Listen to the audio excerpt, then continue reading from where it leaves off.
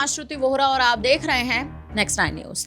Bharatiya Janata party की स्थिति अब उत्तर प्रदेश में हार के बाद कहीं ना कहीं डगमगाती जा रही है। पूरे देश में अब लगातार जो एक विश्वास बना हुआ था बीजेपी पर, वो विश्वास डगमगाता जा रहा है। ये हम इसलिए कह रहे हैं क्योंकि यूपी में इस बार लोकसभा चुनाव में योगी आदित्यनाथ की बीजेपी की करारी हार हुई है। मात्र 33 सीटों पर जो भारतीय जनता पार्टी सिमट कर रह गई, और जिस भारतीय जनता पार्टी ने साल 2019 में 62 सीटें अपने नाम की थी, इस बार मात्र 33। यानी अगर आप आंकड़े देखें तो आधा यानी 50% सीटें इस बार बीजेपी नहीं ले जा पाई है। आप देखें 50% भी सीटें बीजेपी के खाते नहीं गई हैं, जिसके बाद भारतीय जनता पार्टी के एनडीए के तमाम ऐसे चेहरे हैं, तमाम ऐसे नेता हैं जो अब पार्टी छोड़ने का, पार्टी से बगावत करने के तमाम बड़े प्रयासों में जुट चुके हैं। भारतीय जनता पार्टी पहले से ही अगर देखें तो कहीं ना कहीं स्थिति बीजेपी की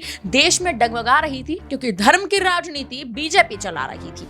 वही धर्म की राजनीति उत्तर प्रदेश में अब भारी पड़ती नजर आई, और इस बार धर्म की राजनीति यूपी में योगी आदित्यनाथ पर भारी पड़ती नजर आई, क्योंकि जनवरी के महीने में जिस अयोध्या में भगवान राम का वास कराया था, उसी अयोध्या की जनता ने बीजेपी को हार का सामना करवा दिया।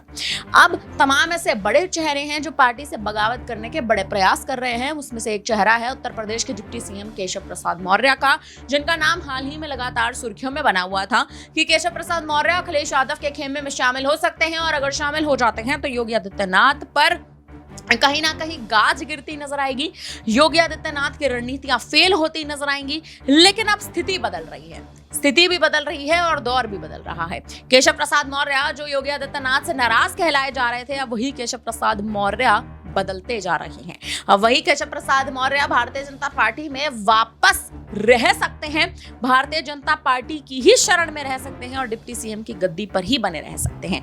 केशव प्रसाद मौर्य को अखिलेश यादव जिन पर बड़े दाव चलने के प्रयास कर रहे थे, अब योगी आदित्यनाथ ने, भारतीय जनता पार्टी ने केशव प्रसाद मौर्य को बड़ी जिम्मेदारी सौंपने का फैसला कर लिया है। सूत्रों के हवाले से ये बड़ी खबरें सामने आ रही हैं कि केशव प्रसाद मौर्य अब उपचुनाव में चुनाव लड़ते नजर आएंगे।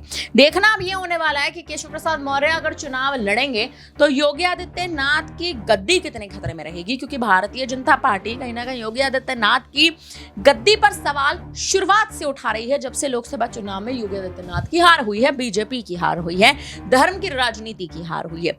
ये हार राजनीतिक तौर पर सियासी गलियारों में बड़ी हलचल पैदा कर रही है।